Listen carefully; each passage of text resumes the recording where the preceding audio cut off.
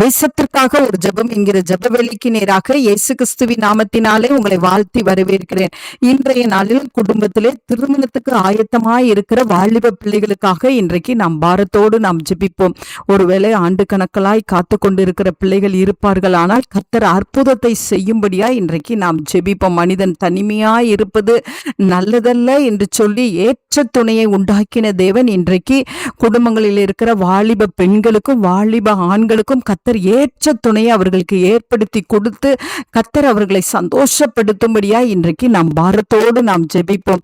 இந்த குடும்பத்திலே இன்றைக்கு திருமணத்துக்காக ஆயத்தமாய் இருக்கிற பிள்ளைகளுக்கு கர்த்தர் சகல விதத்திலும் அவர்களுக்கு ஆலோசனை கொடுத்து நடத்தும்படியா இன்றைக்கு நாம் பாரத்தோடு நாம் ஜெபிப்போமா. எந்த வேலையிலும் அந்நிய நுகத்திலே இணைக்கப்பட்டு விடாதபடிக்கு பரிசுத்த சந்ததி உருவாக்கும்படியாய் கர்த்தருடைய பிள்ளைகள் இணைக்கப்பட கர்த்தர் நாம் இன்றைக்கு பாரத்தோடு நாம் ஜெபிப்போம். திருமணத்துக்கு தேவைகள் இருக்கும், அந்த தேவைகள் எல்லாம் சந்திக்கப்படும்படியா இன்றைக்கு நாம் பாரத்தோடு நாம் ஜெபிப்போம். ஒருவேளை பொருளாதார தடைகள் நிமித்தமாக திருமணம் தடைப்பட்டு கொண்டே இருக்குமானால் கர்த்தர் அற்புதத்தை செய்யும்படியா இன்றைக்கு நாம் பாரத்தோடு நாம் ஜெபிப்போம். கர்த்தர் ஏற்ற வேளையிலே ஒவ்வொருவருக்கும் திருமணத்தை கைகூடி வந்து அதை ஆசீர்வதித்து கர்த்தர் அவர்களை பழுகி பெருக செய்யத்தக்கதான கிருபையை கர்த்தர் ஊற்றும்படியாய் நாம் ஜெபிப்போம். நாம் யாவரும் கண்களை மூடி தேவனை நோக்கி பார்ப்போம். எங்களை நேசிக்கிறதான நல்ல தகப்பனே, இந்த நாளிலும் ஆண்டவரே அப்பா, திருமணத்துக்காக ஆயத்தமா இருக்கிற வாலிப பெண் பிள்ளைகள் ஆண் பிள்ளைகளுக்காக நாங்கள் பாரத்தோடு நாங்கள் ஜெபிக்கிறோம். சுவாமி ஆண்டவரே, நீர் ஏற்ற துணையை ஏற்படுத்தி கொடுக்கிற தேவன் அப்பா, நீண்ட நாட்களாய் காத்து கொண்டு இருக்கிற பிள்ளைகளுக்கு கத்த சீக்கிரமாய் நீர் அற்புதத்தை செய்யுங்கப்பா.